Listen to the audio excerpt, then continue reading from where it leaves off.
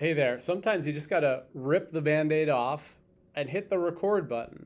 I was just here with Dwayne, good friend, who actually is setting up this entire studio, and he was working with a teleprompter and some of the lighting and some of the recording and some of all these things, right?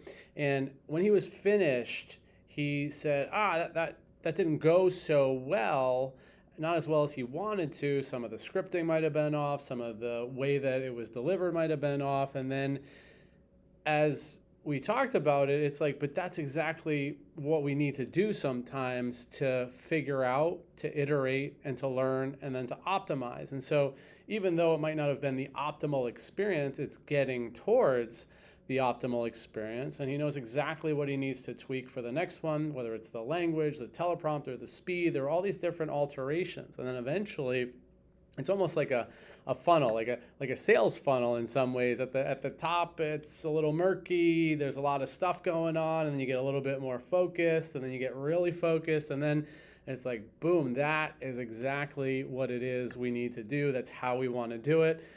And then there might be changes after that down the road, but for all of us, this rip the Band-Aid off. I shared the last video that I did about start your podcast, start your effing podcast with a friend of mine. And he said, I've been thinking about that too. And I said, well, how long are you going to think about it? And I was being cheeky. I was a little bit cheeky with it. But there's truth to every sarcasm and truth to every poke, in the sense of sometimes we think about things and think about things and think about things. And then we've done a lot of thinking about things. I remember one time at a Tony Robbins session, he says, you know how quickly you can think about something? If I say pink elephant right now, it's hard for you not to think about a pink elephant. Literally, instantaneous, you thought about a pink elephant. You don't need to do more thinking about the pink elephant. You have an image, and then all of a sudden, here we are. But a lot of times it's like, no, I need to think about that. Do you want to move forward? I need to think about it. Do you want to do this? I need to think about it.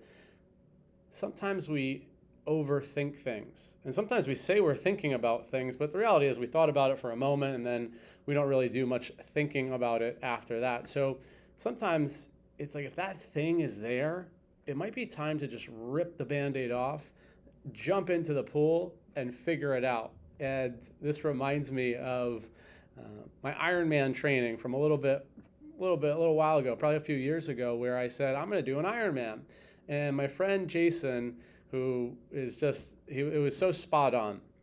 At some point he said, and I said, yeah, I'm exercising, because I had gotten a bike, I'd gotten into pools, and I already knew how to run, but I'd never ridden long distance bikes before, and I've never swam long distance before, and so all of that was brand new.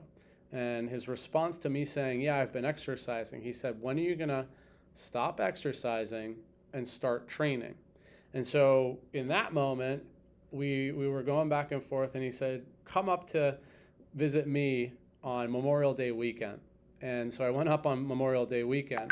We went for a bike ride, and that was rough, but I could handle the bike. And then we got in the pool.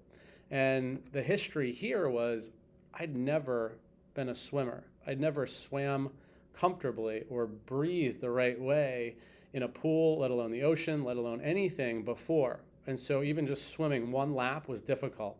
And we got into the pool at his club, and it was clear I was not in a good place in terms of my swimming.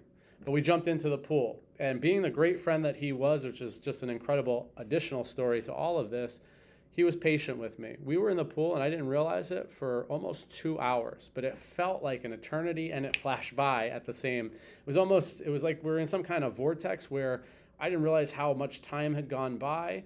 So it was instantaneous, but also in the heat of it, it was really frustrating. But on the other side of it, it was, oh, we made some progress, even though this was a giant struggle. It also became crystal clear that I needed a real coach, someone who could teach me technique, someone that could teach me how to train, someone that could be alongside me as I was doing this. But I wouldn't have learned that if my good friend Jason didn't throw me into the pool, literally, and that we worked it out in that day. And that was only 5 months before the actual full Ironman. And so that kick-started what needed to get kick-started, but it was because I jumped in. It was because I had somebody else who helped me jump in. And that's part of ripping off a Band-Aid. Sometimes it's not that we do it alone. You gotta put it out there. I had a friend recently say to me he wanted to work on some things, whether it was diet, whether it was health, whether it was working on a podcast. Like there's a bunch of different things that came up, and I said, would you like some accountability about that? Would you like some help mapping it out? And a lot of times, left to our own devices, we're not as good as we could be if we have a really solid sounding board, someone who can listen to us, can help us map it out, can help us stay accountable, can even help us teach us some techniques. And so that's a whole other conversation about the value of coaching, the value of having a mentor. But that's another thing. Whatever Band-Aid you're ripping off, you got to rip it off. You got to jump in. You got to hit record. You got to swim in the pool.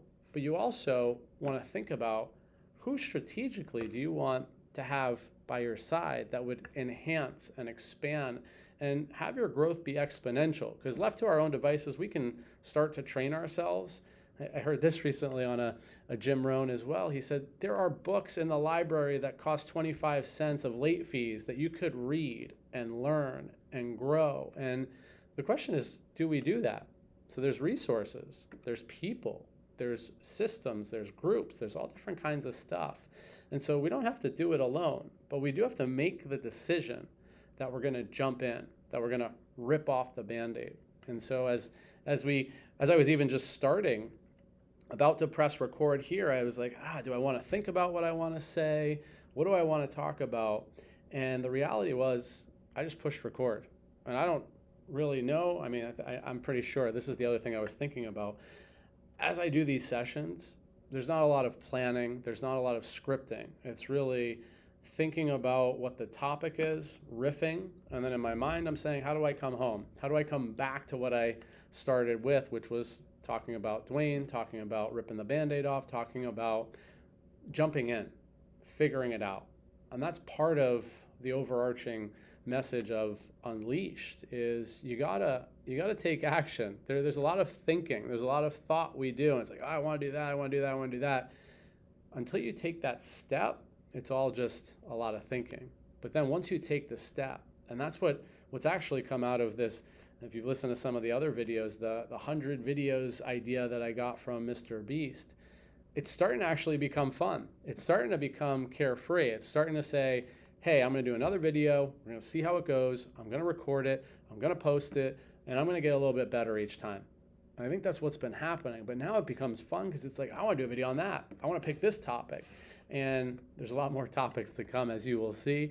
I feel like there's 20 different topics that I wanted to talk about today. And this is just the first iteration. But I'm going to hit stop record. Then I'm going to hit record again. And we're going to do another session, another topic, and see where it all goes. But if there's one thing I could leave you with today, push record, jump in, start, rip that Band-Aid off, and get going on the things you've been thinking about. Stop having them be things that you say, I was thinking about it. Start having them be things that you say, I'm doing it. I ripped the Band-Aid off. I pushed record. I jumped in the pool. I've got it going on, and I'm figuring it out, and I'm getting a little bit better each time I do it. Hope that's helpful. If you got any feedback or thoughts on the matter, drop some comments, and looking forward to seeing you very soon. Have a great day.